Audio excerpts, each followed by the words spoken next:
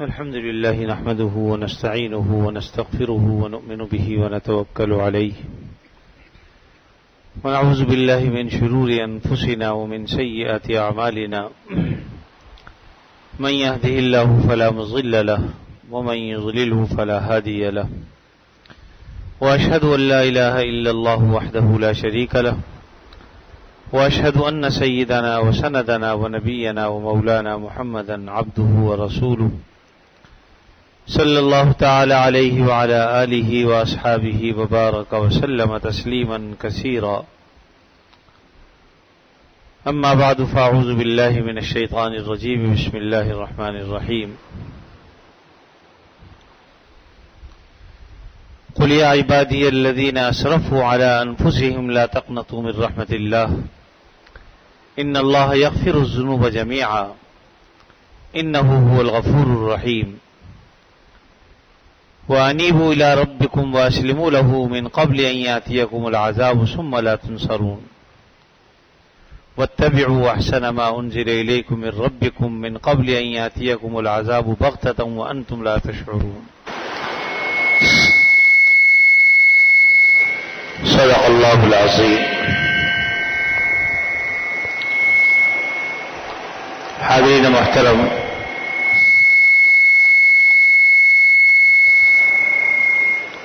قرآن مجید کی یہ 3 آیتیں ہیں جن کی میں نے تلاوت کی ہے،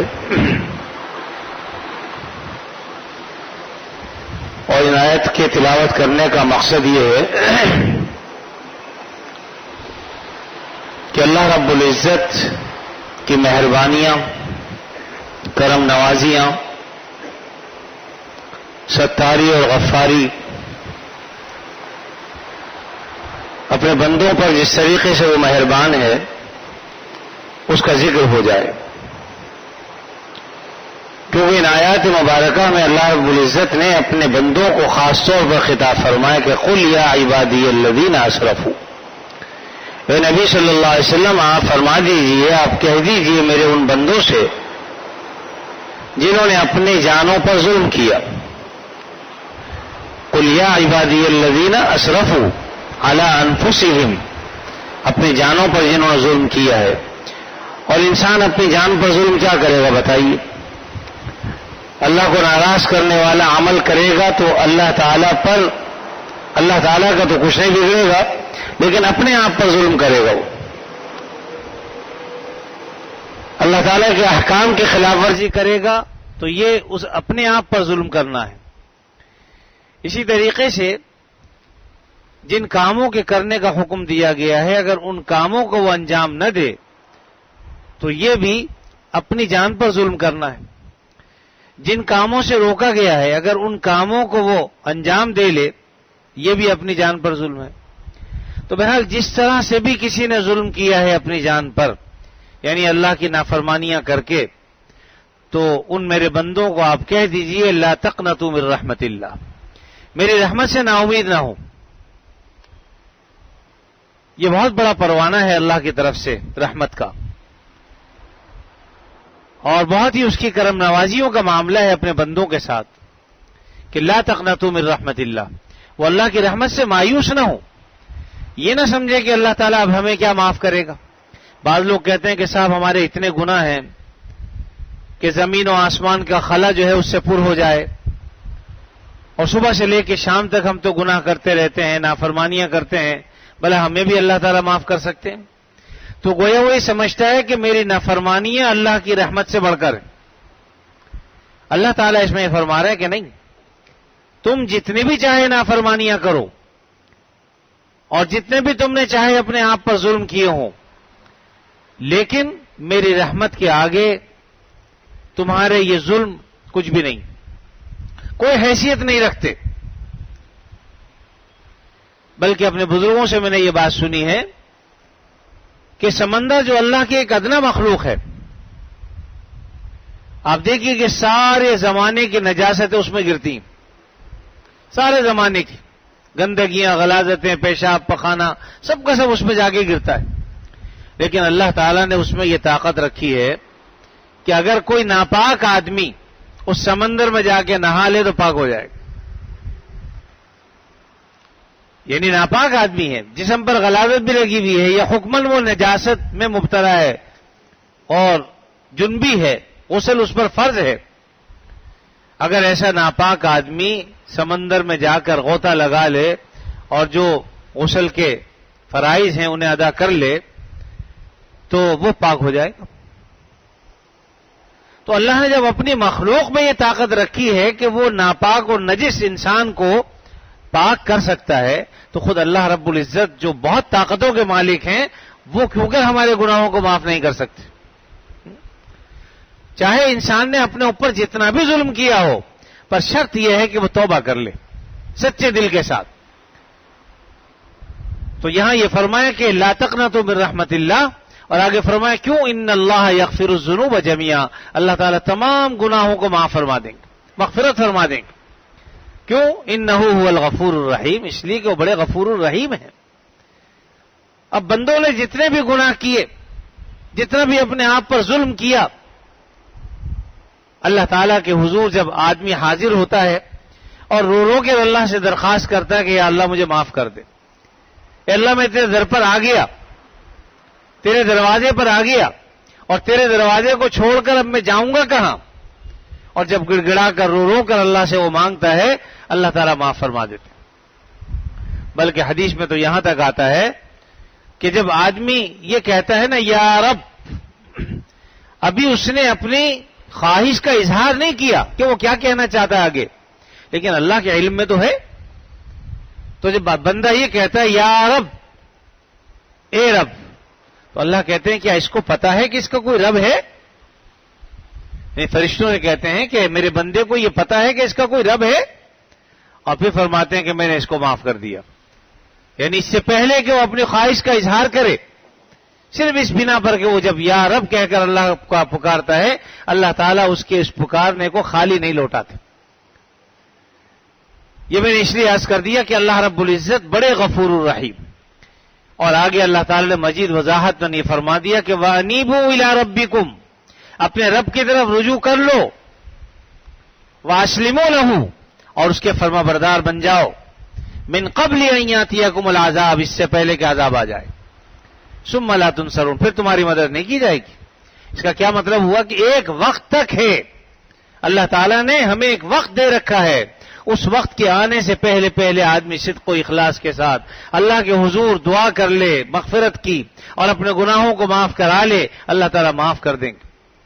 من قبل ان یاتی، لیکن ہاں اگر عذاب آ جائے پھر آدمی کرے کہ اللہ مجھے معاف کر دے، پھر معافی نہیں۔ موت کا فرشتہ دیکھنے کے بعد اب توبہ قبول نہیں ہوتی۔ ہاں، موت کے فرشتہ دیکھنے سے پہلے پہلے اگر بندہ اپنے رب کے حضور معافی مانگتا ہے، اللہ تعالیٰ معاف فرما دیتے ہیں۔ تو یہاں فرمائے کہ وَأَنِيبُوا إِلَىٰ رَبِّكُمْ، اپنے رب کی طرف رجوع کرو، وَأَسْلِمُوا لَهُ، اور اس کے فرما بردار بن جاؤ، من قبل ان یاتیکم العذاب، اس سے پہلے کہ عذاب آئے، ثم لا تنصرون، پھر تمہاری مدد نہیں کی جائے گی۔ اور آگے پھر فرمایا کہ واتبعوا احسن ما انزل الیکم من ربکم، اور تم اتباع کرو اس بہتر بات کی جو تمہارے رب کی طرف سے نازل کی گئی، یعنی قرآن مجید اللہ تعالیٰ نے نازل کیا، اس کی اتباع کرو۔ واتبعوا احسن ما انزل الیکم من ربکم من قبل ان یاتیکم العذاب، اس سے پہلے کہ عذاب آئے، بغتتاً، اچانک۔ عذاب آتا ہے اچانک آ جاتا ہے، پتہ بھی نہیں چلتا انسان کو۔ انسان گھومنے گیا ہوا ہے، آپ نے دیکھا کہ جب سونامی کا سمندر بفرا اور طوفان آیا تو جو لوگ وہاں پر گئے ہوئے تھے عیش و نشاط کے لیے، اور جو گئے ہوئے تھے وہاں پر پکنک کے لیے، اور جو گئے ہوئے تھے وہاں پر تفریح سیر اور تفریح کے لیے، ان کو جانیں بچانا مشکل ہو گئی۔ اس نے ایسا پیچھا کیا اللہ کی اس مخلوق نے، سمندر نے، ان کے وہم و گمان میں بھی نہیں تھا کہ ایسا ہو جائے گا۔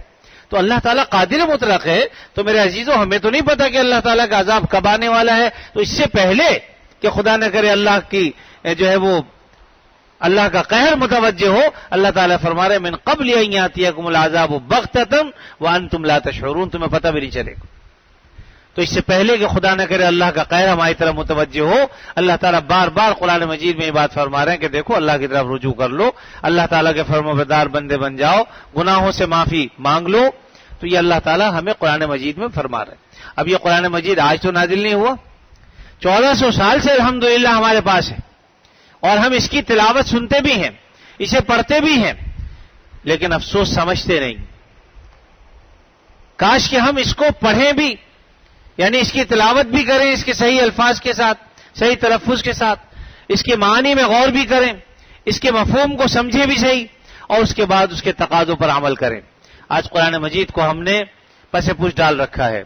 بعض کو تو قرآن مجید پڑھنا ہی نہیں آتا، اور اگر آتا ہے تو اکثر کو ترجمہ نہیں آتا، اور بعض کو اس کا مفہوم تک بھی پتہ نہیں ہوتا، اور ہمیں تو یہ بھی نہیں پتا کہ قرآن مجید اللہ نے نازل کس لیے کیا ہے۔ تو یہ بہت بڑی کوتاہی ہے ہماری من حیث المجموع، یعنی انفرادی طور پر کسی ایک کو آتا ہو، دو چار کو آتا ہو تو اس سے انکار نہیں ہے، لیکن مجموعی اعتبار سے اگر ہم اس کا اپنا جائزہ لیں تو یقیناً یہ اللہ کی کتاب شکوہ کنا ہے، شکوہ کر رہی ہے ہم سے کہ ہم قرآن مجید نازل تو اللہ نے اس لیے کیا کہ ہم اس کو پڑھیں، سمجھیں، اس کے تقاضوں پر عمل کریں۔ دیکھیے اللہ رب العزت جب کسی کو بھیجتا ہے تو اس کا کتاب بھی نازل فرماتے ہیں اس کی ہدایت کے لیے، یعنی فرشتے کے ذریعے سے کتاب آتی ہے، اللہ کا پیغام آتا ہے نبیوں پر، اور پھر وہ نبی اپنی امت کو سناتا ہے۔ جیسے کہ قرآن مجید حضرت جبریل امین کے ذریعے سے نازل ہوا اور اللہ کے نبی صلی اللہ علیہ وسلم پر نازل ہوا، پھر اللہ کے نبی صلی اللہ علیہ وسلم پڑھ پڑھ کر لوگوں کو بتلایا، یعنی اللہ کے نبی نے یتلو علیہم آیاتہ ویزکیہم ویعلمہم الکتاب والحکمہ، آیات کی تلاوت بھی کی، لوگوں کے قلوب کا تزکیہ بھی کیا، اور حکمت کی باتیں بھی بتلائیں۔ تو اللہ کے نبی صلی اللہ علیہ وسلم نے یہ سب باتیں بتلائی۔ کاش کہ ہم قرآن مجید کو سمجھ کر پڑھیں تو ہمیں یہ پتہ چلے کہ قرآن مجید ہم سے تقاضا کیا کرتا ہے۔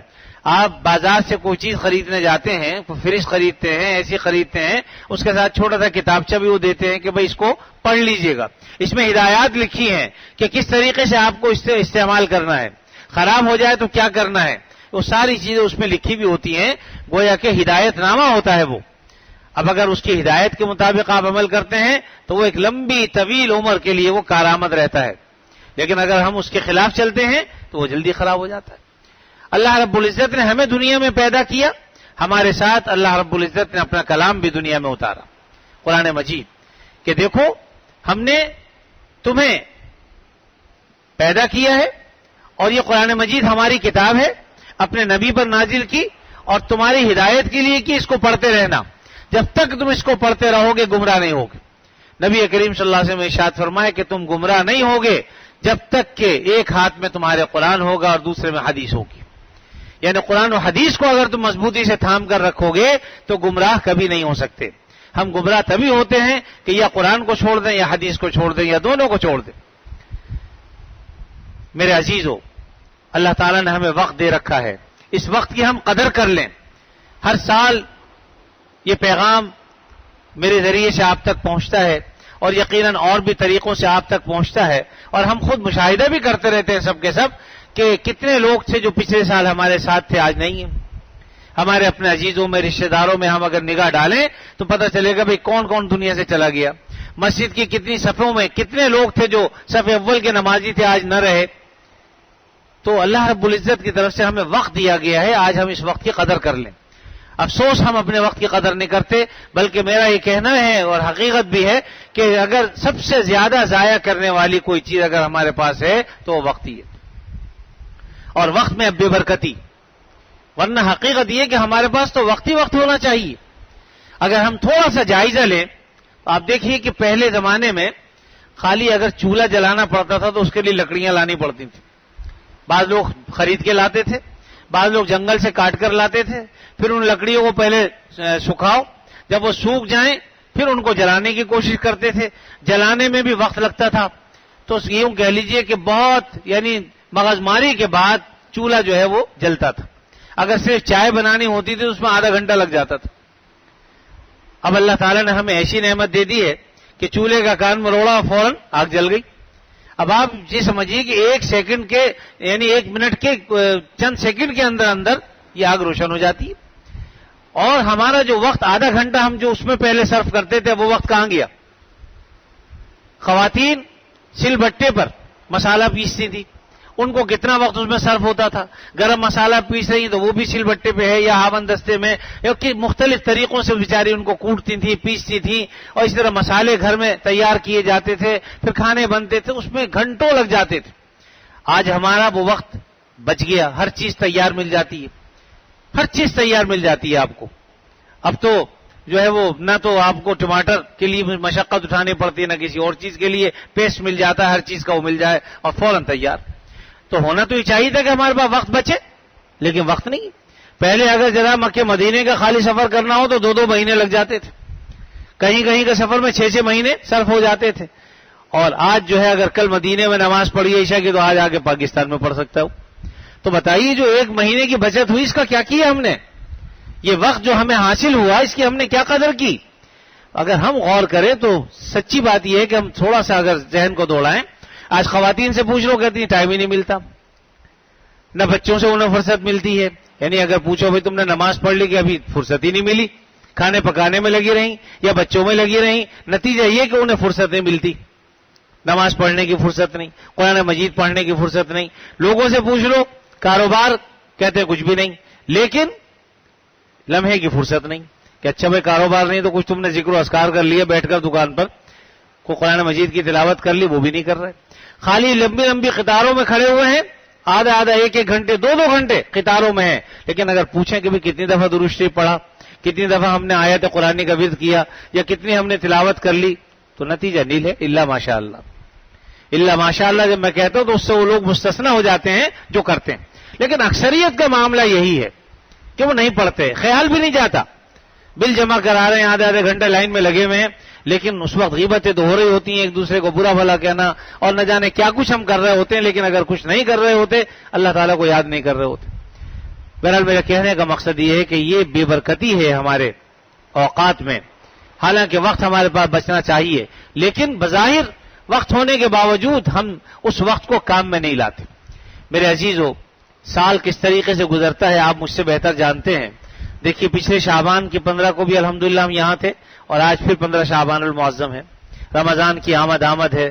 اور وہ قیمتی ایام اور قیمتی راتیں اللہ رب العزت نے شروع کر دی کہ جن کا ہمیں انتظار رہتا ہے. نبی کریم صلی اللہ علیہ وسلم نے اس کی طرف ہمیں رغبت دلائی ہے. رجب کا چاند جب آپ دیکھتے تھے تو آپ فرماتے تھے اللہم بارک لنا فی رجب و شعبان وبلغنا رمضان. اے اللہ ہمارے رجب میں برکت عطا فرما دے، ہمارے شعبان میں برکت عطا فرما دے، اور ہمیں رمضان تک پہنچا دیجئے. تو الحمدللہ رجب کا مہینہ گزر گیا، شعبان کا بھی آج نصف شعبان ہے، آدھا شعبان ہو گیا. اب آدھا مہینہ باقی اور رہ گیا، 29 کا مہینہ ہوتا ہے یا 30 کا مہینہ، تو 14 دن ہے یا 15 دن اللہ تعالیٰ جانتے ہیں. اس کے بعد رمضان المبارک کی آمد ہو جائے گی. میرے عزیزو، یہ ایام، یہ راتیں آتی ہیں ہمارے پاس اور ہمیں یاد دلاتی ہیں کہ ہم نے پچھلے سال بھی یہ بیان سنا، دین کی باتیں سنی، لیکن ہم نے اس کے کتنے تقاضوں پر عمل کیا.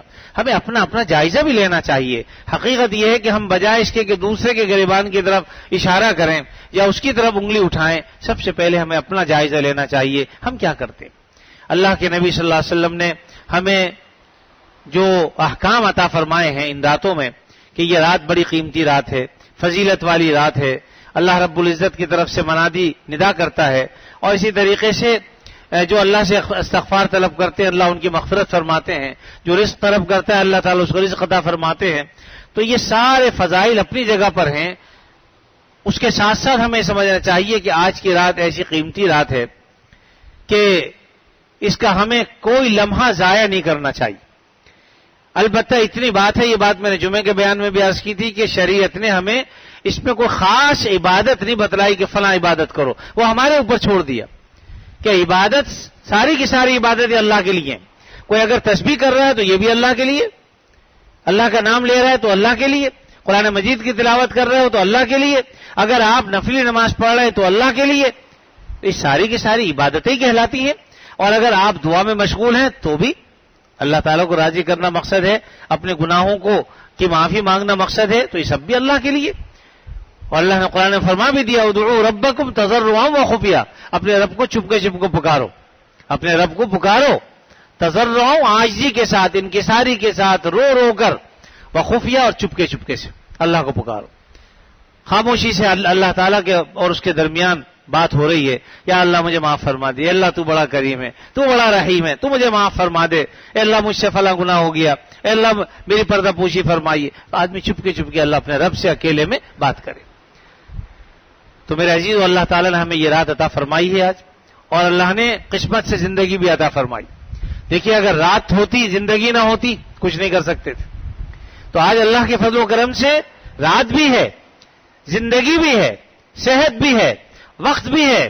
تو کیوں نہ اپنے رب کو منا لیں، کیوں نہ ہم اللہ کے آگے اپنے ہاتھوں کو پھیلائیں، اللہ تعالیٰ رو رو کر اپنے گناہوں کی معافی مانگیں، آگے نہ گناہ کرنے کا عزم اور ارادہ کریں، اللہ تعالیٰ کو راضی کرنے کی کوشش کریں.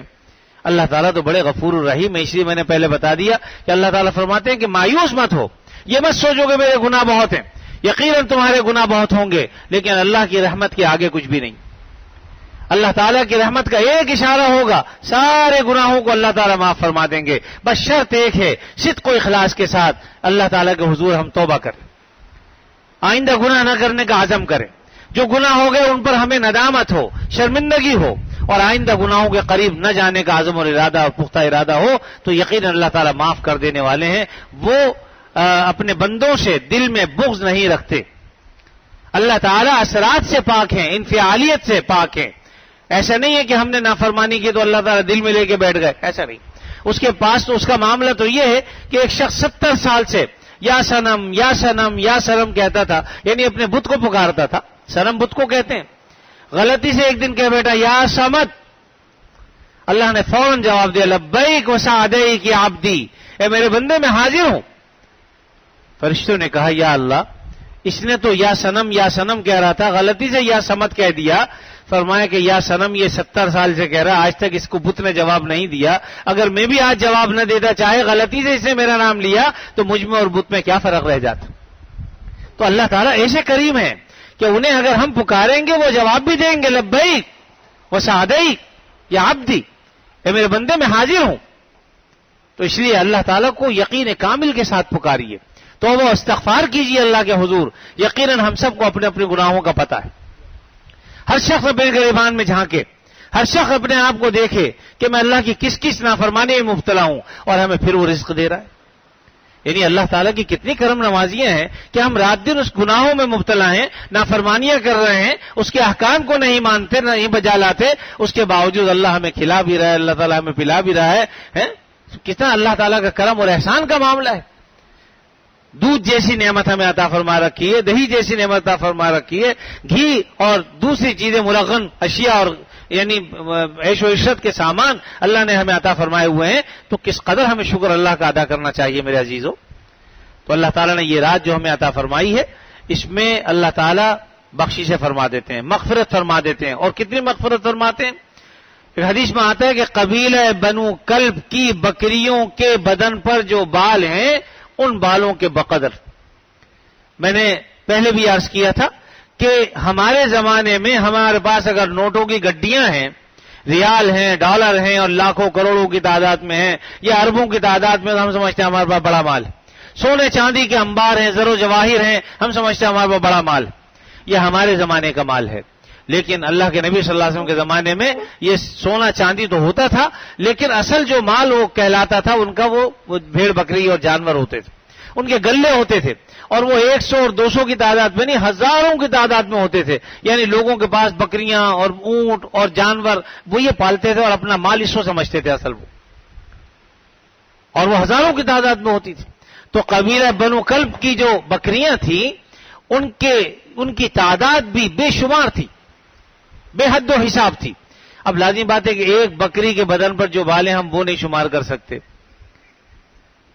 تو اگر لاکھوں بکریاں ہوں، ان کے بدن پر جو بال ہوں گے کس قدر ہوں گے. تو اللہ تعالیٰ کس قدر مغفرت کا سامان فرما رہے ہیں. فرمایا کہ اللہ تعالیٰ اس رات میں اتنے لوگوں کی مغفرت فرماتے ہیں.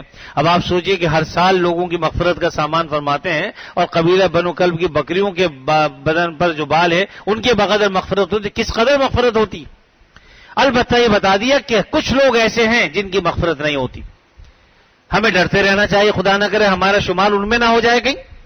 سب سے پہلے فرمائیں کہ وہ کہ جو اللہ کے ساتھ شرک کرتا ہو، اس لیے کہ قرآن مجید میں اللہ نے فرما دیا ان اللہ لا یغفر ان یشرک بہ ویغفر ما دون ذلک لمن یشاء، اللہ تعالیٰ مشرک کی مغفرت نہیں فرماتے، اس کے سوا جس کو چاہیں گے بخش دیں گے. ویغفر ما دون ذلک، اس کے علاوہ جس کو چاہیں گے اللہ بخش دیں گے. تو اس سے پتہ چل گیا کہ شرک سب سے بدترین گناہ ہے. یعنی شرک کا مطلب یہ ہے کہ اللہ کے علاوہ آدمی کسی اور کو، غیر اللہ کو پکارے، غیر اللہ کو روزی رساں سمجھے، غیر اللہ کو مشکل کشا سمجھے، غیر اللہ کو اولاد دینے والا سمجھے، غیر اللہ کو رزق رساں سمجھے. تو جو شخص اللہ کے علاوہ مخلوق میں سے کسی کو پکارتا ہے، غیر اللہ کو پکارتا ہے، چاہے وہ بتوں کو پکار رہا ہو، ان کو خدا سمجھ رکھا ہو، تو وہ سب بھی یعنی شرک کرنے والے ہیں. تو فرمایا کہ اگر کوئی آدمی شرک کرتا ہے اللہ اس کی مغفرت نہیں فرماتے، اس کے علاوہ جس کو چاہیں گے بخش دیں گے. لیکن یاد رکھیے کہ جو آیت میں نے پہلے تلاوت کی تھی، یہ آیت جب نازل ہوئی کہ لا تقنطوا من رحمت اللہ ان اللہ یغفر الذنوب جميعا، اللہ تمام گناہوں کو معاف فرما دیں گے. تو کسی نے پوچھا نبی کریم صلی اللہ علیہ وسلم سے، اللہ کے نبی صلی اللہ علیہ وسلم اگر کسی نے شرک کیا ہو تو کیا اس کی بھی مغفرت ہو جائے گی؟ تو آپ خاموش رہے، اور بعد میں پھر آپ نے فرمایا کہ ہاں اگر وہ توبہ کر لے گا اس کی بھی مغفرت ہو جائے گی. تو اندازہ لگائیے کہ شرک جیسا برا عمل کسی نے کیا ہوا ہے، لیکن وہ اس سے توبہ کرتا ہے کہ اللہ آئندہ میں شرک نہیں کروں گا، تو موت کے آنے سے پہلے موت کے فرشتے دیکھنے سے پہلے اگر وہ اپنے شرک سے توبہ کر لیتا ہے تو اللہ تعالیٰ اسے بھی معاف فرما دیتے. تو اس لیے فرمایا کہ سب سے پہلا یہ کہ جو آدمی اپنے شرک کو نہیں چھوڑتا، مشرک ہے، اس کی مغفرت نہیں ہوتی. دوسرا فرمایا کہ ماں باپ کا نافرمان، یہاں ماں باپ کے نافرمان سے مراد یہ ہے کہ ان کی جائز بات کو نہ ماننے والا. اگر ناجائز مطالبہ کر رہے ہیں تو پھر تو ماننے کی بات نہیں ہے. خدا نہ کرے کسی کے ماں باپ کہتے ہیں مسجد میں نماز پڑھنے نہ جاؤ، یا روزے نہ رکھو، یا کوئی اور ایسی چیز کا مطالبہ کر رہے ہیں جو شرعاً جائز نہیں ہے، تو ایسے وقت میں ان کی بات ماننا جائز نہیں. یعنی فرائض کا اگر وہ انکار کر رہے ہیں یا فرائض سے روک رہے ہیں تو پھر شریعت یہ کہتی ہے کہ فلا تطعهما، پھر تم ان کی اطاعت مت کرو. خود قرآن مجید میں سورہ لقمان میں اللہ نے فرمایا کہ وَإِن جَاهَدَاكَ عَلَىٰ أَن تُشْرِكَ بِي مَا لَيْسَ لَكَ بِهِ عِلْمٌ فَلَا تُطِعْهُمَا، اگر وہ تمہیں شرک کرنے کا کہیں تو پھر تم ان کی اطاعت مت کرو. تو ماں باپ جائز امور میں جب تم سے کہیں تو ان کی بات مانو.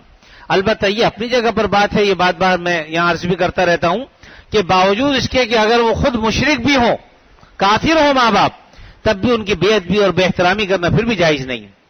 بات نہ ماننا وہ ایک الگ بات ہے، لیکن بے احترامی، بے ادبی کرنا، بے اکرامی کرنا پھر بھی جائز نہیں ہوگا. ان کا ادب اور احترام اپنی جگہ پر قائم رکھتے ہوئے ان کی بات نہ مانے، بلکہ اللہ کا جو حکم ہے وہ مانی.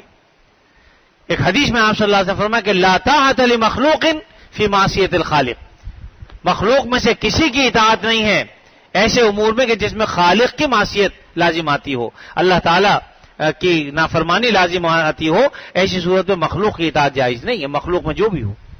تو اس لیے والدین کا نافرمان، فرمایا اگر کوئی شخص والدین کا نافرمان ہے، ان کی جائز باتیں بھی نہیں مانتا، تو فرمایا کہ اس شخص کی مغفرت اس رات میں نہیں ہوتی. اسی طرح فرمایا کہ وہ شخص جو دلوں میں کینہ اور بغض رکھتا ہو، دلوں میں کینہ اور بغض رکھنا، خدا نہ کرے کسی مسلمان کے لیے یہ چاہنا کہ یہ اس کے پاس مال و دولت نہ رہے، اس کے پاس جو عزت ہے اللہ تعالیٰ اس کی عزت چھین لے، یعنی اس قسم کے دلوں میں کینہ اور بغض رکھتا ہو کسی سے، تو فرمایا کہ ایسے شخص کی بھی مغفرت نہیں ہوتی، کیونکہ دل میں کینہ اور بغض رکھنا یہ بہت بری عادت ہے. میں نے غالباً پہلے بھی ایک روایت بیان کی تھی، نبی کریم صلی اللہ علیہ وسلم تشریف فرما تھے، ایک صاحب کا گزر ہوا، آپ نے فرمایا کہ بھئی جس شخص کو جنتی دیکھنا ہو تو اس آدمی کو دیکھ لے. تو بہرحال جس نے دیکھنا تھا دیکھ لیا. دوسرے دن آیا تو دوسرے دن وہ پھر گزرے، آپ نے فرمایا بھئی جس نے کسی جنتی کو دنیا میں دیکھنا ہو تو اسے دیکھ لے. اور تیسرے دن بھی ایسا ہی ہوا. تو ایک صحابی غالباً عبداللہ بن عمر بن العاص رضی اللہ تعالیٰ عنہ ان کے پیچھے چل دیے، یہ معلوم کرنے کے لیے کہ ان کا کیا عمل ہے ایسا جو اللہ کے نبی صلی اللہ علیہ وسلم فرمایا کہ جنتی دیکھنا ہو تو اس کو دیکھ لے. اور ان سے جا کے کہا کہ میں آپ کے ساتھ 2-3 دن رہنا چاہتا ہوں. تو انہوں نے اجازت دے دی. فرماتے ہیں کہ میں ان کے ساتھ رہا، میں نے 3 دن میں ان کے وہ اعمال دیکھے جو ہم سب کرتے تھے، نمازوں کو وقت پہ پڑھنا، قرآن مجید کی تلاوت، رزق حلال کی جو ہے جد و جہد، مطلب جو کام ہم کرتے تھے ہم نے دیکھا. سارے کو خاص عمل ایسا محسوس نہیں ہوا مجھے کہ جو اس میں نظر آتا کہ اس وجہ سے اللہ کے نبی صلی اللہ علیہ وسلم نے ان کو جنتی کہا ہے. فرمایا قریب تھا کہ میں بدگمان ہو جاتا. میں نے ان سے اجازت چاہی اور میں نے کہا کہ آپ جو کچھ کرتے ہیں یہی کرتے ہیں یا اس کے علاوہ بھی کوئی عمل کرتے ہیں؟ فرمایا بھائی جو تم نے دیکھا میں تو یہی کچھ کرتا ہوں. تو فرماتے ہیں کہ قریب تھا کہ میں بدگمان ہو جاتا ان سے کہ اچانک انہوں نے کہا کہ ہاں سنو ایک بات ہے، اور وہ یہ کہ میں کسی مسلمان کے لیے اپنے دل میں بغض اور عناد محسوس نہیں کرتا. یعنی میں کسی مسلمان کے لیے اپنے دل میں بغض و عناد نہیں رکھتا. فرمایا بس یہی تو وہ بات ہے. تو اس سے اندازہ لگا لیجئے کہ یعنی یہ اتنی بڑی دولت ہے کہ بغض و عناد کسی مسلمان کے لیے نہ ہونا کہ گویا آدمی کو جنتی بنا دیتی ہے. اللہ کے نبی صلی اللہ علیہ وسلم بشارت دے دی ان کو. تو اس سے پتہ چلا کہ یہ بغض و عناد ایسی خراب چیز ہے کہ اگر یہ کسی کے دل میں ہوتی ہے تو اللہ فرماتے ہیں کہ اس رات میں بھی اس کی مغفرت نہیں ہوتی. اس لیے بغض سے اور عناد سے بچیے. بلکہ اس کا آسان طریقہ یہ ہے کہ اگر کسی کے لیے دل میں بغض و عناد ہو، آپ دعا میں اس کا نام لے کے کہ یا اللہ آپ اس کی مغفرت فرما دیں، اس کے لیے دعا کیا کریں. اگرچہ یہ کام ہے بڑا مشکل، آسان کام نہیں ہے. آدمی کو کسی سے نفرت ہو، کسی سے بغض ہو دل میں، اور ہم اس کی ترقی کے لیے دعا کریں، اس کی مغفرت کے لیے دعا کریں، تو یقیناً ہم جیسے کمزور انسانوں کے لیے ہے بڑی مشکل بات. لیکن بات یہ ہے میرے عزیزو، اس سے انشاءاللہ دل کا بغض جاتا رہے گا. یہ جو دل کی بیماری ہے ختم ہو جائے گی، اور انشاءاللہ اس سے دل میں محبت بھی پیدا ہو جائے گی. بلکہ ہو سکتا ہے اللہ تعالیٰ اس عمل کی وجہ سے ہماری نجات بھی فرمائے. تو اس لیے یہ عمل کرنا چاہیے. اسی طریقے سے فرمائیں کہ وہ شخص جس کی شلوار ٹخنوں سے نیچے ہو، شلوار ہو، پاجامہ ہو، پینٹ ہو، دھوتی ہو، جو بھی چادر ہو، تو اس کا ٹخنوں سے نیچے لٹکانا یہ جائز نہیں، منع فرمایا آپ صلی اللہ علیہ وسلم نے. تو اس لیے اس سے بھی گریز کرنا چاہیے. جو عام ہمارے ہاں روٹین یہی ہے، بلکہ ہم بڑی جو ہے وہ سمجھ لیجئے کہ حقیر سمجھتے ہیں ایسے لوگوں کو جن کی شلواریں ٹخنوں سے اوپر ہوں. مسجد کی حد تک تو ہمیں گوارا ہوتا ہے کہ اگر کسی نے ٹخنوں سے اوپر شلوار کر رکھی ہے تو کوئی بات نہیں، خود بھی ہم کر لیتے ہیں. لیکن جہاں مسجد سے نکلے سب سے پہلے ہماری شلوار ٹخنوں سے نیچے ہوتی ہے اور ٹوپی سر سے غائب ہوتی ہے. دو کام ہم کرتے ہیں، ٹوپی اتار کے جیب میں اور ٹخنوں سے نیچے شلوار کر لیا، پینٹ ہو تو اس کو مروڑا تو نیچے کر لیا. سب سے پہلا ہمارا کام یہ ہوتا ہے. ارے بھائی جس خدا کی عبادت ہم مسجد میں کرتے ہیں وہی خدا باہر بھی ہے. جس اللہ کو راضی کرنے کے لیے ہم یہ عمل مسجد میں کر رہے ہیں، مسجد سے باہر جاؤ گے، دکان پہ جاؤ گے، اپنے آفس میں جاؤ گے، وہی خدا وہاں بھی ہے. تو جس خدا سے ہم یہاں حیا کرتے ہیں وہاں کیوں نہیں کرتے؟ اور یہ عمل ایسا برا ہے، آپ نے فرمایا کہ اس شخص کی مغفرت نہیں ہوتی. دیکھیے وہ کریم آقا جو سارے گناہوں کو معاف فرما رہے ہیں، لیکن فرما دیا کہ بعض گناہ ایسے ہیں جن کو میں اگر توبہ نہیں کریں گے تو معاف نہیں کروں گا. اس رات میں بھی ان کی بخشش نہیں ہوتی، چاہے ساری رات جاگ کے گزاریں. اسی طرح فرمایا کہ عادی شراب خور، شراب پینے والا، ایسے آدمی کی مغفرت نہیں ہوتی. تو میرے عزیزوں، جہاں اللہ تعالیٰ نے مغفرت کے وعدے فرمائے ہیں، ہمیں ان چیزوں کی طرف بھی غور کرنا چاہیے کہ خدا نہ کرے کہیں ہم ان گناہوں میں سے کسی گناہ میں مبتلا تو نہیں. خدا نہ کرے اگر مبتلا ہے تو بھائی سچے دل سے توبہ کر لو. اللہ تعالیٰ معاف کرنے والے ہیں، بڑے کریم ہیں وہ.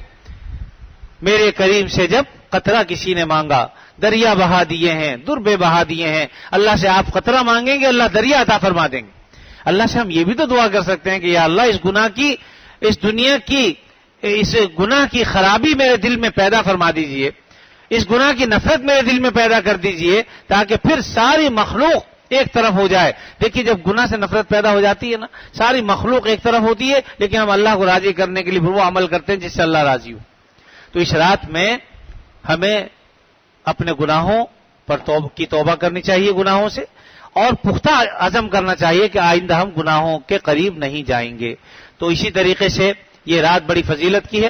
اگر کوئی شخص قبرستان جانا چاہتا ہے تو آپ صلی اللہ علیہ وسلم سے یہ بھی ثابت ہے، آپ تشریف لے گئے. البتہ حضرت مفتی شفیع صاحب رحمۃ اللہ علیہ نے یہ بات فرمائی، اور یہ بڑی حکیمانہ اور دین کے فہم کی بات ہے. ہر آدمی کو دین کی فہم نہیں ہوتی، تو دین کی سمجھ کی بات ہے کہ آپ صلی اللہ علیہ وسلم زندگی میں ایک مرتبہ تشریف لے گئے. اگر کوئی شخص آپ صلی اللہ علیہ وسلم کی اتباع میں زندگی میں ایک دفعہ بھی چلا گیا تو انشاءاللہ اس حکم کی تعمیل ہو جائے گی. ہر سال جانا فرض اور واجب نہیں، البتہ جب کبھی جانا ہو تو اتباع نبی کو ذہن میں لا کر اگر کوئی چلا جائے اور وہاں جا کر ایصال ثواب کرے، یقیناً انشاءاللہ یہ خیر و برکت کا عمل ہوگا. تو جانا جائز ہے. البتہ ہم نے جو آج قبرستانوں کو میلہ ٹھیلا بنا لیا ہے، وہاں جائے تو ایسا محسوس ہی نہیں ہوتا کہ یہ کوئی عبرت کی جگہ ہے. وہاں تو روشنیاں لگی ہوئی ہیں جناب، اور بہت یعنی روشنی اگر اس قدر ہو کہ جو لوگوں کے آنے کی وجہ سے ان کو راستہ دکھانے کے لیے اگر ہو، اس حد تک تو کوئی حرج نہیں ہے. لیکن جس طریقے سے وہاں پر لائٹنگ ہوتی ہے آج کل، اور جو آپ باہر جا کے دیکھیں تو اندر جانے کا راستہ تک بھی نہیں ملتا، تو ایسا محسوس ہوتا ہے کہ ہم یہاں عبرت کی جگہ پر نہیں آئے بلکہ کوئی میلہ ٹھیلا سا لگا ہوا ہے. اصل قبرستان جانے کا مقصد تو عبرت حاصل کرنا ہے کہ بھئی جو آج یہاں قبر میں پڑے ہوئے ہیں، کل ہماری طرح جیتے جاگتے انسان تھے، چلتے تھے پھرتے تھے، ہماری طرح خوشیاں مناتے تھے، غم بھی آتے تھے، آج یہ قبر میں لیٹے ہوئے ہیں، کل ہمیں بھی آنا ہے یہاں پر. تو آدمی یہ سوچنے کے لیے وہاں پر جائے، یہ عبرت حاصل کرے، اور پھر اس میں شب رات کی اپنی جگہ پر بات ہے، اس کے علاوہ بھی آدمی مہینے میں ہفتے میں قبرستان جاتے رہنا چاہیے. ایک تو یہ کہ وہاں مسلمانوں کے لیے دعائے مغفرت کرے. حدیث میں آتا ہے کہ آدمی کو چاہیے جب قبرستان سے گزرے کہے کہ السلام علیکم یا اہل القبور یغفر اللہ لنا ولکم انتم لنا سلف ونحن بالاثر وانا انشاء اللہ بکم لاحقون. دیکھیے آپ صلی اللہ علیہ وسلم نے ہر موقع کی دعائیں بتائی ہیں، تو قبرستان سے گزرے ہیں اس کی بھی یہ دعا ہے کہ اے اہل قبر، اللہ تعالیٰ کی سلامتی ہو تم پر، تم ہم سے پہلے آ گئے، ہم تمہارے بعد آنے والے ہیں، یعنی انا انشاء اللہ بکم لاحقون، ہم عنقریب تمہارے ساتھ آ ملیں گے.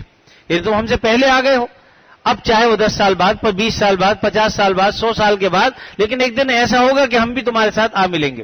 یاد رکھیے دنیا میں تو دوریاں ہیں، ایک شخص انگلینڈ میں بیٹھا ہوا ہے، ایک شخص پاکستان میں بیٹھا ہوا ہے، ایک امریکہ میں بیٹھا ہے، لیکن جہاں انسان مرا زمین میں سب ایک ہے.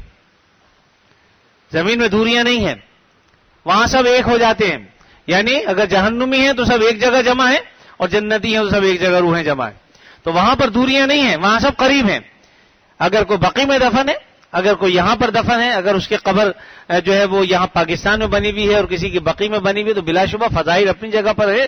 لیکن اگر کسی کی تمنا تھی کہ بقی میں دفن ہوتا تو ممکن ہے اللہ تعالیٰ اس کو وہیں پہنچا دے. اللہ تعالیٰ سے کچھ بعید نہیں ہے، کیونکہ دل کی خواہش اور دل کی تمنا اور دل کی حسرت اصل چیز ہے. اگر انسان کی خواہش اور تمنا ہوتی ہے، اللہ کے لیے کچھ بعید نہیں. روح کو ادھر سے ادھر ہی تو منتقل کرنا ہے، اللہ کے لیے کیا مشکل. تو اس لیے میرے عزیزو، جو کام کرنے کے ہیں وہ ہمیں کرنے چاہیے. اس رات کو اللہ نے شرف بخشا ہے، فضیلت عطا فرمائی ہے، اس رات میں جاگیے. اور لیکن ایسا نہ ہو کہ ہم ساری رات تو جاگ کے گزاریں اور فجر کا وقت آئے تو شیطان ہمیں سلا دے تھپکیاں دے کر. یاد رکھیے کہ ساری رات کا جاگنا یہ نفلی عبادت ہے، ورنہ جتنی دیر جاگ سکیں اتنی دیر جاگ لیں. نیند آئے تو کچھ دیر آرام کر لیں، سو جائیں، پھر آنکھ کھل جائے تو پھر وضو کر کے، تازہ وضو کر کے پھر عبادت میں لگ جائیں، تاکہ آپ کو تکلیف بھی نہ ہو اور اللہ تعالیٰ کی عبادت بھی اچھے طریقے پر ہو جائے، نشاط کے ساتھ ہو جائے. اور پھر فجر کی نماز جماعت سے پڑھیں اور اپنے گناہوں کی ضرور معافی مانگیں، اس لیے کہ ہم سب گناہ گار، سب خطا کار. کسی نے کہا کہ میری رات کی دعائیں جو نہیں قبول ہوتی، میری رات کی دعائیں جو نہیں قبول ہوتی، میں سمجھ گیا یقیناً ابھی مجھ میں کچھ کمی ہے. تو بات یہ ہے کہ کمی تو ہم سب میں ہے، لیکن یہ شعر اس اعتبار سے غلط ہے کہ اللہ تعالیٰ دعائیں سب قبول فرماتے ہیں. کوئی دعا ایسی نہیں جو قبول نہ ہوتی ہو. البتہ اس دعا کی قبولیت کے مراتب ہیں. کبھی اللہ تعالیٰ دنیا میں قبول فرما لیتے ہیں فوراً، کبھی اس سے بہتر عطا فرما دیتے ہیں جو ہم اللہ سے مانگ رہے ہوتے ہیں، اور کبھی آخرت میں اللہ تعالیٰ اس دعا کو اٹھا رکھتے ہیں اور آخرت میں اس کا بدلہ عطا فرماتے ہیں. تو بہرحال لیکن کوئی دعا رائے گا نہیں جاتی. آپ یہ مت سمجھیے کہ ہم اللہ سے 20 سال سے فلاں دعا مانگ رہے ہیں قبول نہیں ہو رہی. ارے اللہ کے بندو، اللہ تعالیٰ ہماری حکمتوں کو ہم سے بہتر جانتے ہیں. ہو سکتا ہے ہم اپنے لیے زہر مانگ رہے ہوں، ہم اپنے لیے موت مانگ رہے ہوں، اور اللہ تعالیٰ تو چونکہ حکیم ہے، انہیں پتہ ہے کہ اگر میں دے دوں گا تو اس کے لیے مصیبت آ جائے گی، اس لیے بعض اوقات وہ اس دعا کو قبول نہیں فرماتے، لیکن اس کے بدلے میں اس سے بہتر عطا فرما دیتے ہیں دنیا میں. اور بعض اوقات دنیا میں عطا ہی نہیں فرماتے بلکہ آخرت کے لیے اس دعا کو جمع کر دیتے ہیں، اور پھر آخرت میں جب وہ اس دعا کے انوار و برکات دیکھے گا، ڈھیر دیکھے گا ثواب کے، تو کہے گا یا اللہ یہ ڈھیر کہاں سے آ گئے، یہ ثواب کے ڈھیر کہاں سے آ گئے. تو کہا جائے گا جو دنیا میں تو نے فلاں وقت دعا مانگی تھی اور فلاں وقت مانگی تھی، یہ اس کا نتیجہ ہے. اس وقت کہے گا کاش کہ کوئی دعا میری دنیا میں قبول ہی نہ ہوتی اور سارا اجر و ثواب آج مل جاتا. تو اس لیے میرے عزیزو، دعا کو بیکار مت سمجھیے، دعا کثرت سے مانگا کریں. آج ہم دعاؤں کو رسمن مانگتے ہیں، خالی بدلا سے ہاتھ اٹھایا، ہاتھ سے پھیلا دیا، ایسا مت کیجیے. رسمن مانگتے ہیں، دعا کو دعا کے طریقے پہ مانگیے. اور دعا کو دعا مانگنے کا طریقہ کیا ہے کہ آدمی دل سے جو دعا مانگا اس کے اثرات اس کے چہرے پر بھی ہوں. اللہ تعالیٰ سے للک کر، عاجزی کے ساتھ، انکساری کے ساتھ، تضرع کے ساتھ، رو کر، گڑ گڑا کر، اور اگر رونا نہیں آتا تو رونے جیسی شکل بنا کے. آپ دیکھیں فقیر کیسے مانگتے، ایسی شکلیں بناتے ہیں کہ مجبوراً آدمی دے دیتا ہے. اللہ تعالیٰ فرماتے ہیں کہ اگر تمہیں رونا نہیں آتا تو رونے جیسی شکل ہی بنا لو، میں تمہیں اس پر بھی نواز دوں گا. تو اللہ تعالیٰ کی رحمت بہانے ڈھونڈتی ہے. رحمت حق بہا نمی جویت، رحمت حق بہا نمی جویت. یعنی اللہ تعالیٰ کی دولت مال و دولت نہیں دیکھتی، اللہ کی رحمت تو بہانہ دیکھتی. تو اس لیے میرے عزیز اللہ تعالیٰ سے دعا بھی کثرت سے کیجیے اور خوب مانگا کریں. جب بھی مسجد میں آئیں، اگر ابھی وقت ہو 10-5 منٹ دعا میں مشغول ہو جایا کریں. اگر ہم بعض اوقات سنتیں گھر سے پڑھ لی ہیں، اب اگر ایسا وقت ہے کہ اس میں ہم صلاح مثلا اثر ایسے وقت میں آئے ہیں، مغرب کے وقت میں آئے ہیں کہ تحیۃ المسجد بھی نہیں پڑھ سکتے، تو ایسے وقت میں آ کے دعا میں مشغول ہو جائیے. یہ بہترین عبادت ہے. اور اسی طریقے سے جب بھی ہم فارغ بیٹھے ہوئے ہیں دعا میں مشغول ہو جائیں. اچھا، دعا کے لیے ہاتھ اٹھانا بھی کوئی ضروری نہیں. اگر ایک آدمی انٹرویو دینے جا رہا ہو موٹر سائیکل میں بیٹھ کے تو وہاں دعا ہاتھ اٹھا کے مانگتا ہو جائے گا؟ بتائیے. یا دلی دل میں مانگے گا؟ دعا تو وہ مانگ رہا ہوتا ہے، یا اللہ مجھے پاس کر دیجیے، یا اللہ کامیاب ہو جاؤں، لیکن دلی دل میں مانگتا ہے. تو دلی دل میں دعا مانگتے رہیے، اللہ تعالیٰ اس کو بھی قبول فرماتے ہیں. ہاتھ اٹھانا آداب دعا میں سے ہے، لیکن اگر کوئی اس ادب پر عمل نہ کرے اور ویسے ہی ہاتھ ویسے ہی دعا مانگتا رہے تب بھی وہ دعا ہے انشاءاللہ قبول ہوگی. تو اس لیے دعا کے آداب بھی ہوتے ہیں، اس دعا آداب پر بھی عمل کرنا چاہیے. اسی طریقے سے اس رات کو فضولیات میں ضائع نہ کریں. جیسے آپ دیکھ رہے ہیں آتش بازی ہو رہی ہے، لوگوں نے اس کو شب رات سمجھ لیا ہے. شب رات کی سمجھ لیجیے کہ آداب میں سے اس کو سمجھتے ہیں کہ بھئی شب رات کی رات میں پھلجڑیاں جلانا، آتش بازی کرنا، اپنے پیسوں کو ضائع کرنا، یہ سب نیک کام سمجھتے ہیں. تو یقیناً یہ برے کام. شیطان اصل میں چاہتا نہیں کہ ہم اللہ کو راضی کریں، وہ اپنا حصہ اس میں شامل کر لیتا ہے کہ چلو بھائی جاگتے رہو، یہ کام بھی کرو، اس لیے اپنا حصہ لگا دیتا ہے. ایسے کاموں سے بچیے جس میں آپ کا مال بھی ضائع ہو رہا ہے، آپ کا وقت بھی ضائع ہو رہا ہے اور اس کا فائدہ بھی کچھ نہیں. آدمی دیکھیے 3 قسم کے کام ہوتے ہیں. ایک کام وہ ہوتا ہے جس کے کرنے میں نفع ہی نفع ہے، ایک کام وہ ہے جس کے کرنے میں نقصان ہی نقصان، اور ایک کام وہ ہے جس میں نہ نفع ہے نہ نقصان. تو یہ جو تیسری چیز ہے نا، نہ نفع نہ نقصان، یہ بھی اصل میں نقصان ہی ہے. اگر کسی کام میں نفع نہیں ہے تو نقصان ہی ہوئے نا وہ بھی. ہم اگر وہ کام کرتے جس سے نفع ہوتا، اپنے وقت کو ہم قیمتی بنا لیتے، تو یقین دنیا کے اعتبار سے ہم یہ سمجھتے ہیں، لیکن آخرت کے اعتبار سے ہمیں یہ بات سمجھ میں نہیں آتی. ایک تاجر مفتی شمشاد رحمۃ اللہ علیہ کے پاس آیا اور اس نے آگے کہا کہ حضرت میرا کروڑوں کا نقصان ہو گیا.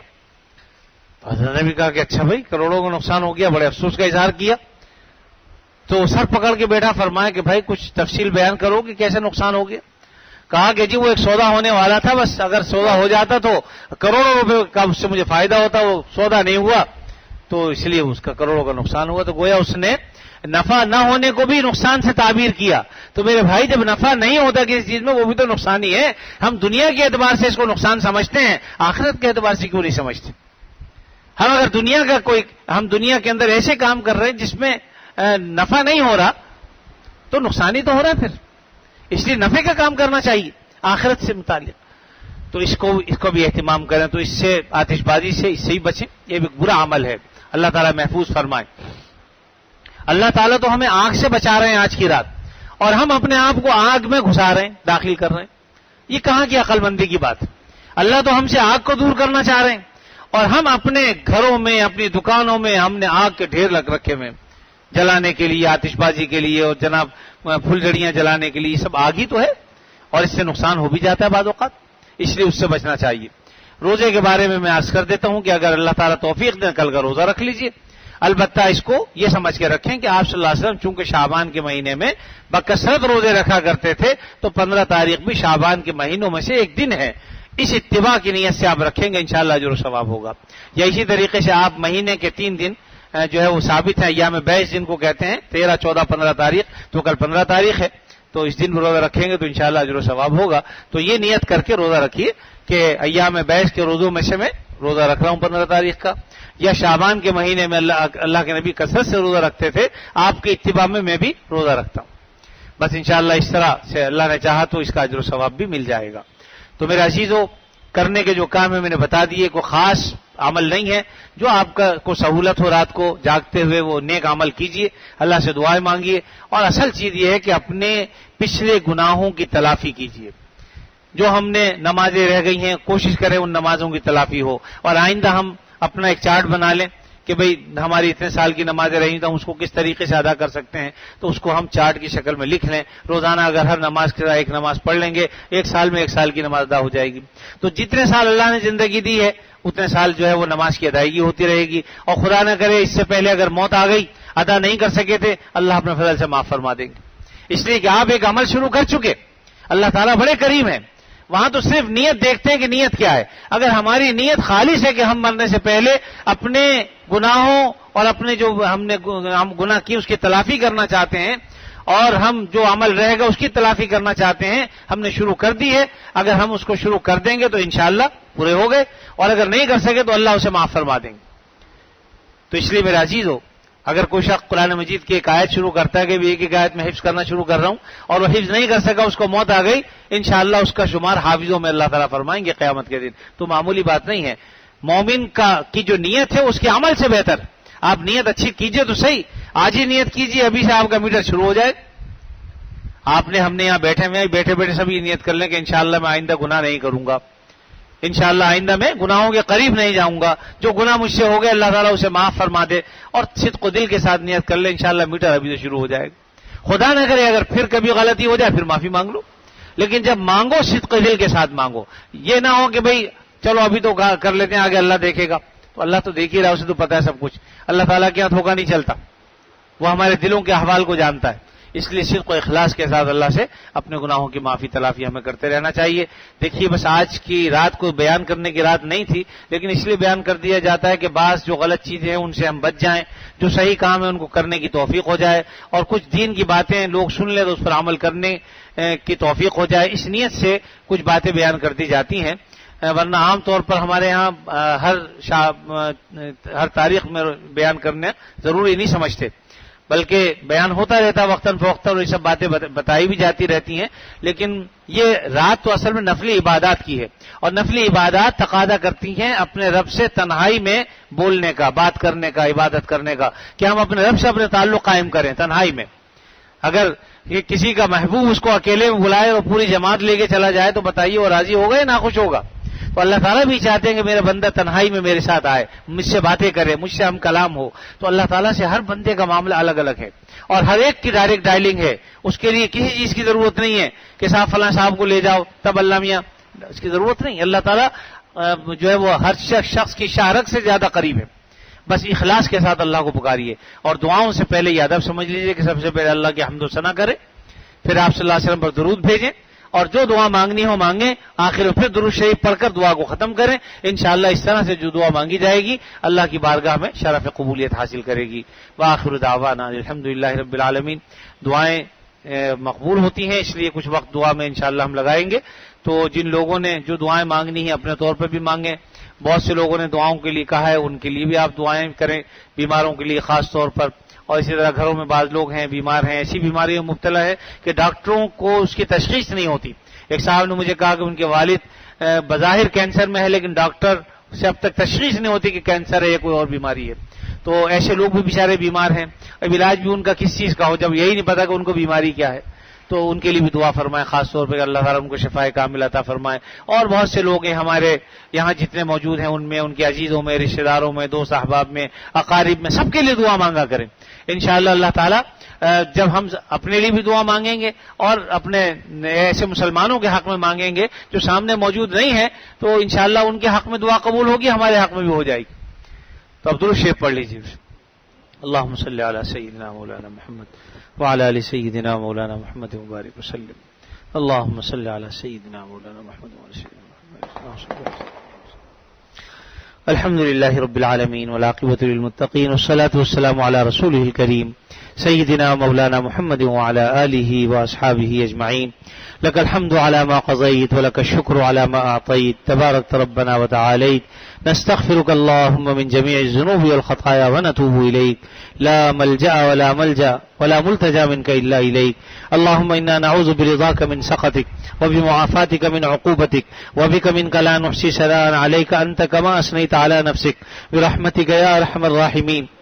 اللهم احسن عاقبتنا في الامور كلها واجرنا من خزي الدنيا وعذاب الاخره واجرنا من خزي الدنيا وعذاب الاخره واجرنا من خزي الدنيا وعذاب الاخره يا قاضي الحاجات وقت حاجاتنا يا رفيع الدرجات ارفع درجاتنا يا حل المشکلات حل المشکلاتنا. اے اللہ رحم فرما دیجئے، کرم فرما دیجئے، عافیت کے معاملے فرما دیجئے. اے اللہ ہم آپ سے عافیت کے طلبگار ہیں، ہمیں عافیت عطا فرمائیے، ہمارے گھر والوں کو عافیت عطا فرمائیے. اے اللہ ہمارے مسافروں کو عافیت عطا فرمائیے، ہمارے بیماروں کو عافیت عطا فرما دیجئے. یا اللہ نبی کریم صلی اللہ علیہ وسلم نے ارشاد فرمایا اپنے رب سے تم عافیت مانگا کرو. اللہ تعالیٰ کو دعاؤں میں سب سے زیادہ تمہارا عافیت کا مانگنا پسند ہے. اے اللہ ہم آپ صلی اللہ علیہ وسلم کے حکم کے مطابق آپ سے عافیت طلب کرتے ہیں ہر معاملے میں. اے اللہ ہمیں عافیت عطا فرما دیجئے، دنیا کے اعتبار سے بھی عافیت عطا فرمائیے، آخرت کے اعتبار سے بھی عافیت عطا فرمائیے. یا اللہ ہم بڑے گناہگار ہیں، سر سے لے کر پیر تک گناہوں میں لتھڑے ہوئے ہیں، بجز آپ کے ہمارا کوئی سہارا نہیں. آپ قادر مطلق ہیں، آپ ان اللہ علی کل شیء قدیر ہیں.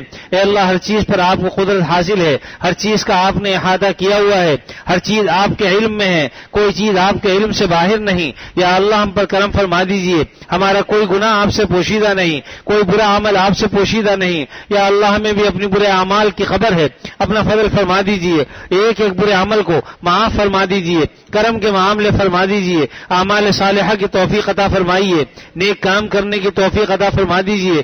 یا اللہ اس رات میں آپ مغفرت فرماتے ہیں، آپ رزق میں وسعت عطا فرماتے ہیں. یا اللہ اپنے فضل و کرم سے ہمیں ہماری مغفرت بھی فرما دیجئے، ہمیں رزق واسع بھی عطا فرمائیے، ہمیں عافیت بھی عطا فرما دیجئے. یا اللہ ہمیں ایمان والی زندگی بھی عطا فرمائیے، دین پر استقامت بھی عطا فرما دیجئے. یا اللہ اپنے فضل و کرم سے ہمیں غیروں کا محتاج نہ بنا، کسی کا محتاج نہ بنا، اپنی ذات کی سوا کسی کا محتاج نہ بنا، کسی کے آگے ذلیل نہ فرما، کسی کے آگے رسوا نہ فرما. اے اللہ بجز آپ کے ہمارا کوئی پالنہار نہیں، بجز آپ کے ہمارا کوئی در نہیں، بجز آپ کے اے اللہ ہمارا کوئی رب نہیں. اپنے فضل و کرم سے ہمارے گناہوں کو معاف فرما دیجئے، ہمیں اپنے آگے ہی سر جھکانے کی توفیق عطا فرمائیے. اے اللہ ہم آپ ہی سے مانگنا چاہتے ہیں، آپ کے ماشوا سے. اے اللہ ہمیں بے نیاز فرما دیجئے، مستغنی فرما دیجئے. اے اللہ اپنا محتاج بنائیے، اپنا محتاج رکھیے، اپنے خود سے مانگنے کی توفیق عطا فرمائیے. اے اللہ ہمارے گناہوں کو چھوٹے ہوں یا بڑے معاف فرما دیجئے، جان بوجھ کر کیے ہوں تب بھی معاف فرما دیجئے، انجانے میں ہو گئے تو بھی معاف فرما دیجئے، صغیرہ گناہوں کو بھی معاف فرما دیجئے، کبیرہ گناہوں کو بھی معاف فرما دیجئے. یا اللہ ہم پر رحم فرما دے، ہم پر کرم فرما دے، ہمارے بچوں پر رحم فرما دے، ہماری اولاد کو ہماری آنکھوں کی ٹھنڈک بنا دے. یا اللہ ہم سب اے اللہ اوپر سے لے کے نیچے تک، سر سے لے کے پیر تک گناہوں میں ڈوبے ہوئے ہیں، نافرمانیوں میں مبتلا ہیں. یا اللہ اپنے فضل سے ہمارے گناہوں کو معاف فرما دے، نافرمانیوں کی جگہ فرما بردار بندے بنا دے. اے اللہ ہم فرما بردار تیرے بن جائیں، تیرے حکموں کے تابع ہو جائیں، تیرے حکموں کے مطابق عمل کرنے والے بن جائیں. اے اللہ تیرے احکام کے اور تیرے تقاضوں پر عمل کرنے والے بن جائیں. اپنے فضل و کرم سے ہم پر رحم فرما دیجئے، ہمیں توفیق اطاعت عطا فرمائیے. اے اللہ توفیق اطاعت عطا فرمائیے. یا اللہ ہمیں اچھی زندگی عطا فرمائیے. اے اللہ اعمال صالحہ والی زندگی عطا فرمائیے. اے اللہ برائی کی زندگی سے بچا لیجئے، فواحش سے بچا لیجئے. اے اللہ معاشرے کے اندر جتنی خرابیاں ہیں ان سے ہمیں بچا لیجئے، ہمارے معاشرے کو بھی بچا لیجئے. یا اللہ دین متین پر چلنے کی توفیق عطا فرمائیے. اے اللہ پوری امت محمدیہ کو دین پر چلنے کی توفیق عطا فرما دیجئے. اے اللہ دنیا میں ہر جگہ حالات خراب ہیں، پاکستان میں بھی اور پاکستان سے ہٹ کر دوسری دنیا میں بھی. یا اللہ ہم سب کو اپنا فرمانبردار بنا لیجئے، اپنے حکموں پر چلنے والا بنا لیجئے. یا اللہ اپنے فضل و کرم سے ہم پر رحم فرما، ہم پر کرم فرما. یا اللہ ہماری مغفرت فرما. اے اللہ ہماری مغفرت فرما. اگر آپ نے ہماری مغفرت کے فیصلے نہ فرمائے تو اللہ کون کرے گا؟ آپ ہی مغفرت کرنے والے ہیں، آپ ہی مغفرت کرنے والے ہیں، آپ ہی مغفرت فرمائیں گے. اے اللہ عطا فرما دیجئے، اے اللہ بخشش فرما دیجئے. اے اللہ ہماری بھی بخشش فرمائیے، ہمارے عزیزوں کی بھی مغفرت فرما دیجئے، والدین کی بھی مغفرت فرما دیجئے، اساتذہ کی مغفرت فرما دیجئے، مشائخ کی بھی مغفرت فرما دیجئے. اے اللہ ہم سے جن لوگوں نے دعاؤں کے لیے کہا ہے ان سب کی بھی مغفرت فرما دیجئے، اور جن جن دعاؤں کے لیے کہا ہے آپ ہم سے بہتر ان کی حاجتوں کو جانتے ہیں. یا اللہ اپنے فضل و کرم سے سب کی جائز حاجتوں کو پورا فرما دیجئے، جائز ضرورتوں کو پورا فرما فرما دیجئے، یا اللہ رحم فرما دیجئے، مشکلات سے ہم نجات عطا فرما دیجئے، مصائب کو دور فرما دیجئے، یا اللہ ہمارے جو کام رکے ہوئے ہیں اپنے فضل و کرم سے ان کاموں کو اے اللہ کرنے کی ہمیں توفیق عطا فرما دیجئے، انجام تک پہنچا دیجئے، یا اللہ اپنے فضل و کرم سے نمازوں کو باجماعت پڑھنے کی توفیق عطا فرما دے، وقت پر پڑھنے کی توفیق عطا فرما دے، اے اللہ اپنے فضل و کرم سے ہمارے دلوں میں اپنا ڈر پیدا فرما دیجئے، خشوع و خضوع عطا فرما دیجئے، ہر عمل میں اخلاص عطا فرما دیجئے، ریاکاری سے ہمیں بچائیے، اے اللہ بدکاری سے ہمیں بچائیے، فواحش سے ہمیں بچا لیجئے، اے اللہ اپنے فضل و کرم سے ہم سے وہ کام لے لیجئے جن سے آپ راضی ہوتے ہوں، ان کاموں سے بچا لیجئے جو آپ کو ناراض کر دینے والے ہوں، یا اللہ بیماروں کو شفا عطا فرما، جو مقروض ہیں ان کے قرضوں کو ادا فرما، جو پریشان حال ہیں ان کی پریشانیوں کو دور فرما، اے اللہ جو بے اولاد ہے انہیں نیک سارے اولاد عطا فرما، جو بے روزگار ہیں انہیں برسر روزگار فرما، اے اللہ ہمارے بہت سے بھائی روزگار کی وجہ سے بہت پریشان ہیں، رزق حلال کی طرف سے پریشان ہیں، اپنے فضل و کرم سے ان کی پریشانیاں دور فرما دے، رزق حلال عطا فرما دے، یا اللہ اپنے فضل و کرم سے ہمیں بھی محروم نہ فرما، اپنے فضل و کرم سے یا اللہ اس رات کے سارے انوار و برکات ہمیں عطا فرما دیجئے، اس رات کی فضیلتیں عطا فرما دیجئے، یا اللہ کرم فرما دیجئے، رحم فرما دیجئے۔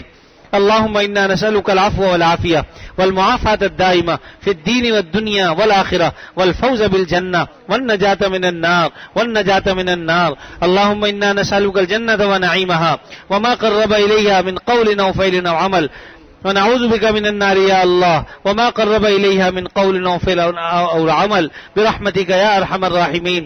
یا اللہ اپنے فضل و کرم سے رحم فرمائیے، کرم فرما دیجئے، باجماعت نماز پڑھنے کی توفیق عطا فرمائیے، یا اللہ ہم سے جن جن لوگوں نے جن جن دعاؤں کے لیے کہا ہے سب کی جائز حاجتوں کو پورا فرما دے، ضرورتوں کو پورا فرما دے، پریشانیوں سے نجات عطا فرما دے۔ یا اللہ جتنے بندے تیرے مسجد میں آئے ہوئے ہیں، تیرے در پر تیرے گھر پر آئے ہوئے ہیں، اے اللہ آپ تو ایسے کریم آقا ہیں کہ اپنے گھر پر آنے والوں کو اے اللہ کبھی خالی نہیں لوٹاتے، اے اللہ ہم سب نے آپ کے آگے ہاتھ پھیلائے ہوئے ہیں، اے اللہ آپ کے آگے سر جھکائے ہوئے ہیں، اے اللہ آپ ہی سے طلب کر رہے ہیں، آپ ہی سے مانگ رہے ہیں، اے اللہ ہمیں اور دینے والا ہے ہی کون، آپ اپنے فضل و کرم سے عطا فرما دیجئے، اے اللہ ہم آپ کے در کے فقیر ہیں، اے اللہ ہم فقیروں کو عطا فرما دیجئے، اے اللہ ہمیں عطا فرما دیجئے، عطا فرماتے جائیے، اے اللہ عطا فرمائیے، عطا فرماتے جائیے۔ انت الغنی ونحن الفقراء، انت الغنی ونحن الفقراء، انت الغنی ونحن الفقراء، اے اللہ آپ غنی ہیں، آپ عطا فرمانے والے ہیں، آپ دینے والے ہیں، ہم آپ کے فقراء ہیں، ہم آپ کے در کے بھکاری ہیں، ہمیں عطا فرما دیجئے، اے اللہ ہمیں عطا فرما دیجئے، ہمیں محروم نہ فرمائیے، اے اللہ خائب و خاسر نہ فرمائیے، اے اللہ ہمیں خائب و خاسر نہ لٹائیے، اے اللہ ہم نے آپ صلی اللہ علیہ وسلم سے یہ بات ہم تک پہنچی ہے کہ اللہ جب کوئی بوڑھا آدمی اے اللہ دعا کے لیے ہاتھ اٹھاتا ہے اللہ کو شرم آتی ہے کہ اس بوڑھے کے ہاتھ خائب و خاسر ہو کر لوٹائیں یا خالی اس کو لوٹا دیں۔ یا اللہ اس مجمع میں بوڑھے بھی ہیں، اے اللہ اس مجمع میں جوان بھی ہیں، اس مجمع میں بچے بھی ہیں، اے اللہ اس مجمع میں نیک لوگ بھی ہیں، اپنے فضل خاص سے اے اللہ تو دعاؤں کو قبول کرنے والا ہے، حاجتوں کو پورا کرنے والا ہے، یا اللہ قبول فرما لیجئے، ہم سب کو نواز دیجئے، سب کی مغفرت فرما دیجئے۔ یا اللہ ہم بے شک گناہ گار ہیں، سر سے لے کر گناہوں میں ڈوبے ہوئے ہیں، لیکن ہم شرمندہ ہیں اپنے گناہوں پر، اپنے فضل و کرم سے ہمارے گناہوں کو معاف فرما دیجئے، آئندہ نہ کرنے کا ہم عزم رکھتے ہیں، ہمیں گناہوں سے بچا لیجئے، گناہوں سے بچنے کی توفیق عطا فرما دیجئے، یا اللہ گناہوں سے بچنے کی توفیق عطا فرما دیجئے۔ اے اللہ ہمیں کسی کا محتاج نہ بنا، کسی کے آگے ذلیل نہ فرما، کسی کے آگے رسوا نہ فرما، یا اللہ ہمارے ملک کی حفاظت فرما، اے اللہ ہمارے ملک کا حال اس وقت دیگرگوں ہے، اور اسی طریقے سے یا اللہ ہماری اپنی حالت بھی پتلی ہے، اعمال کے اعتبار سے بھی ہم بہت ہی پستی میں ڈوبے ہوئے ہیں، یا اللہ یہی وجہ ہے کہ آج کافر ہمیں کھانے کے لیے دسترخوان پر جس طرح بلایا جاتا ہے اس طرح اے اللہ تو وہ اپنے دعوت دے رہے ہیں، اور مسلمانوں کا حال شام میں، فلسطین میں، عراق میں اور افغانستان میں اور دیگر ممالک میں، بنگلہ دیش میں، مصر میں آج پتلا ہوا ہے۔ اے اللہ تو اپنا فضل فرما دے، اے اللہ تیرے سوا کون ہے، مسلمانوں کی داد رسی فرما دے، اے اللہ آپ کریم ہیں، کرم فرما دیجئے، پوری دنیا میں مسلمانوں کو سرخرو فرمائیے، اے اللہ پوری دنیا میں مسلمانوں کو سرخرو فرما دیجئے، اے اللہ پوری دنیا میں مسلمانوں کو سرخرو فرما دیجئے، اے اللہ ہمیں کافروں کے سامنے ذلیل نہ فرما، ہمیں کافروں کے سامنے رسوا نہ فرما، اے اللہ ہمارے ملک کی حفاظت فرما، اے اللہ ہمارے ملک کی حفاظت فرما، اے اللہ پاکستان جس مقصد کے لیے حاصل کیا گیا یقیناً ہم اس مقصد سے بہت دور ہو چلے ہیں، اپنے فضل و کرم سے یا اللہ اس مقصد پر عمل کرنے کی ہمیں توفیق عطا فرما، ہمارے حکمرانوں کو بھی ہدایت عطا فرما، ہمیں بھی ہدایت عطا فرما، یا اللہ ہم بھی اے اللہ ہم سے بھی کوتاہیاں ہوتی ہیں، ہم بھی بہت غفلت میں پڑے ہوئے ہیں، حکمران بھی غفلت میں پڑے ہوئے ہیں، ہم سب کو یا اللہ اپنے فضل و کرم سے اپنا بنا لے، ہماری گردنوں کو اے اللہ ہمارے پیشانیوں کو اپنے آگے جھکا لیجئے، اے اللہ اپنے سے مانگنے کی توفیق عطا فرمائیے، یا اللہ ہمارے حکمرانوں کو بھی ہدایت عطا فرما، ہمیں بھی ہدایت عطا فرما، جو کمی کوتاہیاں ان میں ہے انہیں بھی دور فرما دے، اور جو خامیاں کوتاہیاں ہم میں انہیں بھی دور فرما دے، اے اللہ مسلمانوں کو عزتیں عطا فرما، ذلتوں سے بچا لیجئے، اے اللہ مسلمانوں کو عزتیں عطا فرمائیے، ذلتوں سے بچا لیجئے، مصر میں اے اللہ صحیح العقیدہ مسلمانوں کو کامیاب فرما دیجئے، عراق میں صحیح العقیدہ مسلمانوں کو کامیاب فرما دیجئے، اے اللہ اسی طریقے سے شام میں اور فلسطین میں جو مسلمانوں کا حال ہے ان پر رحم اور کرم فرما دیجئے، اے اللہ چھوٹے چھوٹے بچے ہزاروں کی تعداد میں قتل کر دیے گئے، عورتوں کی عزتیں لوٹ لی گئیں، اے اللہ انہیں قتل کر دیا گیا، اسی طرح دیگر ممالک میں مسلمانوں کا حال ہے، اور عام طور پر یہ سب کچھ مسلمان کہلانے والے ہی سب کچھ کر رہے ہیں، آپ اپنا فضل فرما دیجئے، کرم کر دیجئے، اے اللہ عافیت عطا فرما دیجئے، یا اللہ اپنے فضل و کرم سے ہمیں تباہ نہ فرمائیے، اے اللہ ہمیں تباہ نہ فرمائیے، ہماری بدعمالیوں کی وجہ سے بدکاریوں کی وجہ سے یا اللہ ہمیں تباہ نہ فرمائیے، ہم پر رحم فرما دے، ہم پر کرم فرما دے، مسلمانوں کو دونوں جہاں کی عزتیں عطا فرما، اے اللہ مسلمانوں کو دونوں جہاں کی عزتیں عطا فرما، اے اللہ مسلمانوں کو باہم شیر و شکر فرما، متحد اور متفق فرما، اے اللہ مسلمانوں کے اندر جو ذات پات اور تفرقہ بازیاں ہیں اس کو دور فرما دے، اے اللہ ہمیں آپس میں ایک اور نیک بنا دے، اے اللہ ایک اور نیک بنا دے، اپنے فضل و کرم سے یا اللہ ہم سب کو ایک اور نیک بنا دے، اے اللہ خاص طور پر ہمارے کراچی میں امن و امان قائم فرما دے، اطمینان و سکون عطا فرما دے، اے اللہ دہشت گردی کو ختم فرما دے، اور دہشت گردی کی جو لہر ہے اے اللہ اس میں بہت سے لوگ شامل ہیں، ہمیں نہیں پتا، آپ حقیقت میں جانتے ہیں کہ کون کیا کر رہا ہے، یا اللہ جو ظلم کر رہے ہیں اور جو لوگوں کو ناحق قتل کر رہے ہیں اور جو لوگوں کو ناحق مار رہے ہیں، اے اللہ ڈرا دھمکا رہے ہیں، آپ جانتے ہیں ان لوگوں کو اپنے فضل خاص سے، اے اللہ ایسے لوگوں سے ہمیں نجات عطا فرما دیجئے، ایسے لوگوں کے مظالم سے ہمیں بچنے کی توفیق عطا فرما دیجئے، یا اللہ اپنے فضل و کرم سے ایسے لوگوں کو ہدایت عطا فرما دے، اے اللہ اگر ہدایت ان کے نصیب میں نہیں تو ایسے لوگوں کو تباہ و برباد فرما دیجئے، یا اللہ اپنے فضل و کرم سے ہماری مسجدوں کی حفاظت فرما، عبادت گاہوں کی حفاظت فرما، اے اللہ جتنی بھی عبادت گاہیں سب کی حفاظت فرما، اے اللہ ہمارے محلوں کی حفاظت فرما، ہماری دکانوں کی، مکانوں کی، فیکٹریوں کی، آفسوں کی اے اللہ حفاظت فرما، اے اللہ ہمیں اچانک آ جانے والے عذاب سے، اچانک آ جانے والی مصیبتوں سے بچا لیجئے، یا اللہ زلزلے سے بچائیے، اے اللہ طوفان اور عذاب سے بچائیے، اے اللہ ہم پر اپنی رحمت کی بارش برسا دیجئے، یا اللہ مستحق تو نہیں ہے لیکن یا اللہ تیرے سوا اور کسی سے امید بھی نہیں ہے، اے اللہ ہم کس سے مانگے آپ کے سوا، آپ کرم فرما دیجئے، رحم فرما دیجئے، اے اللہ آپ کے سوا کون کریم ہے، آپ کے سوا کون ہمیں عطا فرمانے والا ہے، ہم پر رحم فرما دیجئے، یا اللہ ہم جب رحم کی دعا کرتے ہیں تو یقیناً ہمیں شرم آتی ہے کہ ہمارے اعمال تو بہت ہی خراب ہیں، کسی نے کہا کہ جو مستحق نار ہیں ان کو امان دے، یعنی مستحق تو ہم دوزخ کے ہیں، مستحق تو ہم آگ کے ہیں، لیکن آپ کرم فرما دیجئے، رحم فرما دیجئے، ہمیں آگ سے بھی بچا لیجئے، اے اللہ اپنے رحم کی بارش برسائیے، اے اللہ ہم اس وقت بارش کے بھی محتاج ہیں، اے اللہ ہمارے یہاں پانی کی بھی کمی ہے، اے اللہ ہمارا ملک اس وقت مصیبتوں میں گھرا ہوا ہے، اپنے فضل و کرم سے ساری مصیبتوں کو دور فرما دے، اور یا اللہ ہم سے وہ کام لے لے جس کے نتیجے میں ہمارا ملک ان مشکلات سے نکل جائے، مصیبتوں سے نکل جائے، اے اللہ ہمارے ملک کو ظاہری ترقی بھی عطا فرما، باطنی ترقی بھی عطا فرما، اے اللہ تو نے ہمیں اے اللہ ایسا خطہ زمین عطا فرمایا، ایسا ملک عطا فرمایا، یقیناً ہم بڑے ناہنجار ہیں، ہم صحیح معنی میں اس کی قدر نہیں کر پا رہے، اے اللہ ہم نے بے قدری کرتے ہوئے اس کا ایک حصہ گوا دیا، اے اللہ جو آپ نے عطا فرمایا ہوا ہے یقیناً بہت بڑی نعمت ہے، ہمیں اس کی قدر کرنے کی توفیق عطا فرما دے، ہمیں اس کی قدر کرنے کی توفیق عطا فرما دے، سب مسلمانوں کو اس کی حفاظت کرنے کی توفیق عطا فرما دے، سب مسلمانوں کو اس سے محبت کرنے کی توفیق عطا فرما دے، اور یا اللہ ہمیں ایسے اعمال کی توفیق عطا فرما دے کہ جو تیرے شکر پر منتج ہوتے ہوں، اے اللہ جس سے تیرا شکر ادا ہوتا ہو، اعمال صالحہ کی توفیق عطا فرما، ناشکری سے بچا لے، ناشکری کے وبال سے بچا لے، ہمیں شکر گزار بندوں میں اے اللہ شامل فرما، اپنے نیک اور متقی بندوں میں ہمارا شمار فرما، اے اللہ اپنے نیک اور متقی بندوں میں ہمارا شمار فرما، یا اللہ بہت سی دعائیں ہیں جو ہم چاہتے ہیں آپ سے مانگنا لیکن زبان پر نہیں آتی، دل میں ہے، اپنے فضل خاص سے ان دعاؤں کو بھی آپ سمجھتے ہیں، اے اللہ قبول فرما لیجئے، یا اللہ قبول فرما لیجئے، اے اللہ معاف فرما دیجئے گناہوں کو، یا اللہ اپنے فضل و کرم سے